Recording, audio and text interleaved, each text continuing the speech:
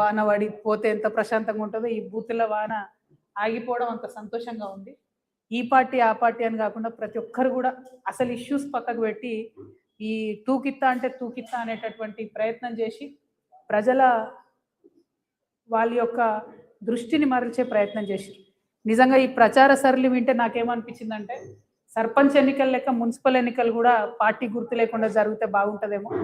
ఎందుకంటే బీజేపీ జాతీయ అధ్యక్షుడు వచ్చిండు మహబూబ్నగర్కి ప్రచారానికి, కానీ ఇప్పటికి కూడా మహబూబ్ నగర్లో 2 నుంచి 3 రోజులకు ఒకసారి కూడా మంచినీళ్ళు రానటువంటి పరిస్థితి ఉన్నది. కానీ ముఖ్యమంత్రి గారు ఆ విషయం మాట్లాడలేదు, బీజేపీ జాతీయ అధ్యక్షుడు గారు ఆ విషయం మాట్లాడలేదు. మహబూబ్ నగర్లో ఒక 30 ఏళ్ల కిందనే 3 సిటీ బస్సులు తిరిగేటి, ఊరంతా తిరిగేది, పొద్దంతా తిరిగేది, ఆటోలకు ఇబ్బంది లేకుండా మంచిగా ప్రజలు బస్ ఎక్కి పబ్లిక్ ట్రాన్స్పోర్ట్ వాడుకునే పరిస్థితి ఉండే. ముఖ్యమంత్రి గారు ఆ విషయం ఎప్పుడు మాట్లాడారు. అట్లనే మహబూబ్నగర్లో ఉండే బస్ స్టాండ్ ఉంటుంది, అది మహబూబ్నగర్ అని కాదు నేను అనేది, ప్రతి మున్సిపాలిటీలో ప్రతి మున్సిపల్ కార్పొరేషన్లో కూడా బస్ స్టాండ్లు కూడా బాగలేవు.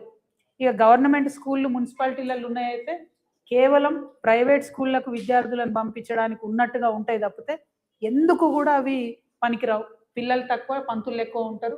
చాలా విచిత్రమైన పరిస్థితి ఉంటుంది పట్టణాలలో ఉన్న గవర్నమెంట్ స్కూల్స్. అదేవిధంగా బస్తీ దవాఖానాలు, వాటి మీద నేనైతే ముఖ్యమంత్రి గారు మున్సిపల్ మంత్రి అయినప్పటి నుంచి ఇప్పటి వరకు కూడా ఎన్నడూ బస్తీ దవాఖానాల మీద రివ్యూ చేసిన పాపన పోలేదు, కనపడలేదు. దారుణంగా ఉన్నాయి బస్తీ దవాఖానాలు.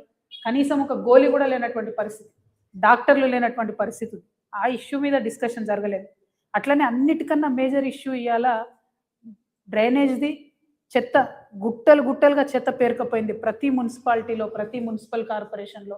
దాని గురించి మాట్లాడారు. మేము ముఖ్యమంత్రి గారి సొంత జిల్లా ఆమన్గల్కి పోతే పట్టణంలో చెత్త గుట్ట ఉన్నది, దాన్ని తీసేయమని ఆ ఎమ్మెల్యే గారు రిక్వెస్ట్ చేస్తున్నారు, మాలాంటి వాళ్ళం రిక్వెస్ట్ చేసినాం. ఇంతవరకు కనీసం పట్టణంలో పట్టింపు లేనటువంటి పరిస్థితి ఉంది.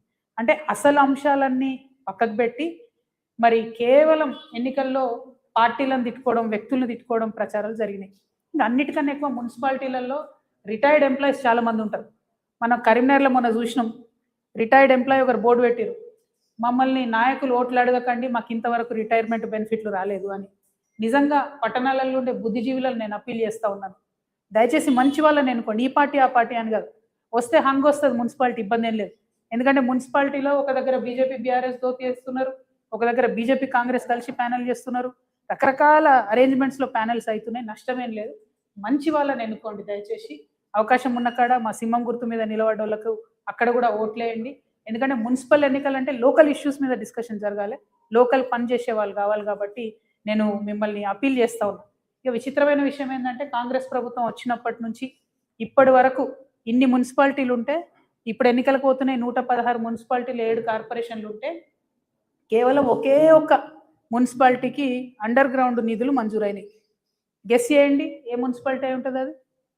ముఖ్యమంత్రి గారికి గుంటనక్క గారికి ఉన్న సంబంధంతో కేవలం సిద్దిపేటకు మాత్రం అండర్ గ్రౌండ్ డ్రైనేజ్ మంజూరైంది. అంటే ఏందన్నట్టు ఇది? కాంగ్రెస్ ప్రభుత్వం ఉన్నా వారికే పనులు అవుతాయి, బీఆర్ఎస్ ప్రభుత్వం ఉన్నా వారికే పనులు అవుతాయి. చాలా వెరైటీగా ఉంది ఇది. నేను ప్రజలకు తెలవాలని చెప్తా ఉన్నా. సరే సిద్దిపేటలో ఎన్నికలు లేవులే కానీ మంజూరు మాత్రం ఆ ఒకటే చోట అయింది. దీని సంగతి ఏందో, దీని ఆంతర్యం ఏందో మరి ముఖ్యమంత్రి గారే మనకు చెప్పాలి. ఇది పక్కన పెడితే మరి బడ్జెట్ సమావేశాలు రాబోతా ఉన్నాయి ఫిబ్రవరి 26వ తారీఖు నుండి. ఈ బడ్జెట్ ఎందుకు ఇంపార్టెంట్ అంటే